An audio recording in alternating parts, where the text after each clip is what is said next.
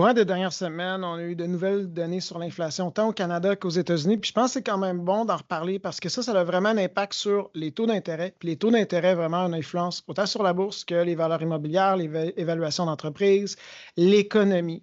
Donc, qu'est-ce qu'on a vu dans les dernières semaines? On va parler en premier du Canada. Bon, on voit une inflation qui est en dessous de la fourchette de la Banque du Canada. Donc, la cible, c'est 2 de la Banque du Canada. Même chose pour la Réserve fédérale aux États-Unis. Donc là, on oscille à 1,9 c'est une légère remontée par rapport au mois de mai. Par contre, si on exclut les facteurs volatiles, entre autres, l'essence avait vraiment aidé là, les données au mois de juin.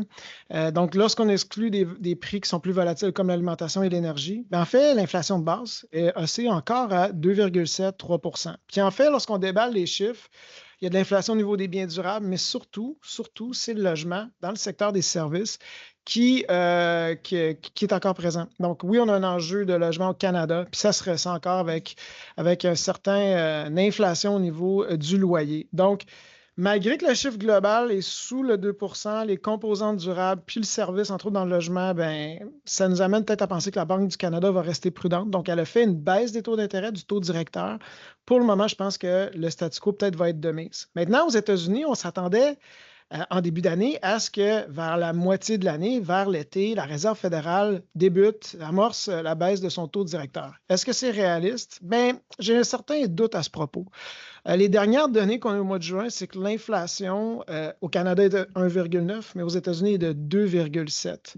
Puis, lorsqu'on regarde la situation, puis on exclut les facteurs volatiles, l'inflation de base, comme au Canada, est relativement élevée, est encore à 2,9 donc tout près de 3 C'est plus élevé que la cible que la Réserve fédérale a de 2 Puis la hausse qu'on vient de voir, c'est la plus forte depuis le mois de janvier, la hausse qu'on observe au mois de juin.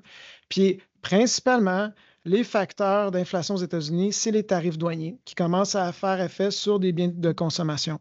Et en théorie, ce n'est que le début. Donc, il faudra vraiment observer ce qui va se passer au niveau des décisions de la Maison-Blanche sur la politique, au niveau des tarifs, parce que si elle reste présente ou elle s'accentue comme certaines indications du président américain l'indiquent, bien, ça va être le début d'un cycle quand même inflationniste. Donc, cette remontée-là, je pense que ça va retarder justement la baisse du taux de la Réserve fédérale qu'on s'attendait au courant de l'été et ça sera vraiment à surveiller de près. Maintenant, concrètement, lorsqu'on observe ça, qu'est-ce que vous pouvez faire dans vos portefeuilles? Bien, la stratégie reste la même depuis le début de l'année. Il faut réaliser qu'en ce moment, le marché obligataire, on a vu autant au Canada qu'aux États-Unis une certaine hausse des taux d'intérêt. Donc, si vous vouliez peut-être rajouter du revenu fixe à des taux d'intérêt intéressants, bien, on commence à revoir la fenêtre qui s'ouvre parce qu'en ce moment, le marché semble obligataire, anticiper le statu quo au niveau, qu'une inflation soit plus collante, soit plus présente qu'on l'imaginait. On ne parle pas d'une inflation galopante comme on a observé en 2022, mais une inflation qui est dans une fourchette de 2 à 3 et qui va rester là. Au niveau du côté de la bourse, ce n'est pas une hausse drastique de l'inflation avec une hausse drastique des taux d'intérêt qui pourrait nous amener nécessairement une baisse des marchés comme on avait vécu en 2022. Par contre, la prudence, la défense, la stratégie défensive reste. Donc, qu'est-ce qu'on doit faire? Oui, on doit garder la même allocation de ce qu'on doit investir à long terme en bourse, mais miser sur de la qualité. Puis enfin, investir en qualité, ça peut être notre stratégie à long terme.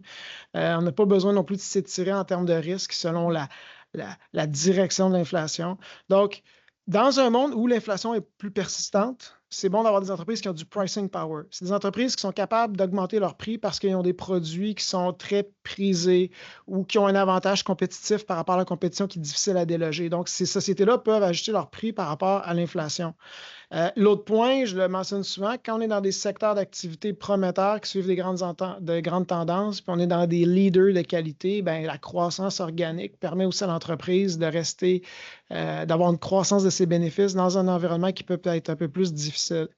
Puis, finalement, c'est toujours de se rappeler que faut garder le plan de match. En ce moment, c'est encore difficile d'avoir de la visibilité sur ce qui pourrait arriver. Puis, il ne faut pas non plus, comme je le mentionne souvent, penser qu'on est capable de prédire le prochain mouvement de la Réserve fédérale ou faire des stratégies boursières par rapport à ça. Donc, gardez votre allocation stratégique, misez sur la qualité, misez sur des secteurs prometteurs. Obligation, le marché est encore intéressant. Considérez-le si vous vouliez éventuellement augmenter votre portion en revenu fixe. Et c'est nos observations actuellement sur l'inflation tant au Canada qu'aux États-Unis. Je vous dis à la semaine prochaine.